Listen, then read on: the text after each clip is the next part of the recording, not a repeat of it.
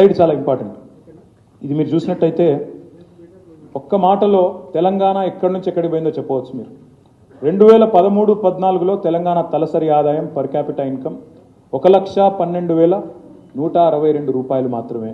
కానీ మేము దిగిపోయే నాటికి, మేము ప్రభుత్వాన్ని కాంగ్రెస్ పార్టీకి అప్పచెప్పే నాటికి భారతదేశంలోనే నెంబర్ 1 స్టేట్ పర్ క్యాపిటల్లో తెలంగాణగా చేసి 3,17,115 రూపాయలతో వారికి అప్పచెప్పినాం.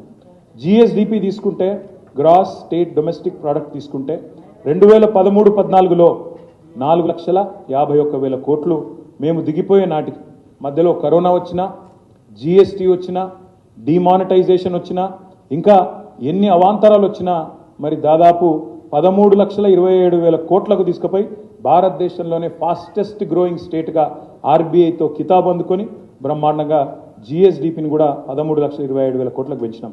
అన్నింటికి మించి ఇది ప్రామాణికం.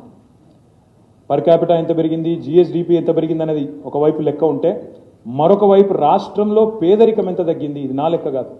NFHS, national family health and survey అనుకుంటా, subject to correction.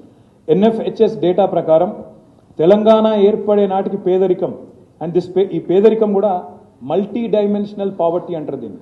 Multi dimensional, బహుముఖ పేదరికం 21.92, అంటే దాదాపు 22% పేదలున్న తెలంగాణలో 22% పేదలున్న తెలంగాణను ఇవాళ మేము దిగిపోయే నాటికి కేవలం 5.8% తగ్గించి గణనీయంగా భారతదేశంలో ఎక్కడా లేనంత పురోగతి సాధించిన రాష్ట్రం తెలంగాణ అని చెప్పి గర్వంగా ఇవాళ నేను మీ ముందు చెప్తా ఉన్నాను. అందుకే చెప్తా ఉన్నాను, Telangana is the most successful state of India in the first decade of it's formation.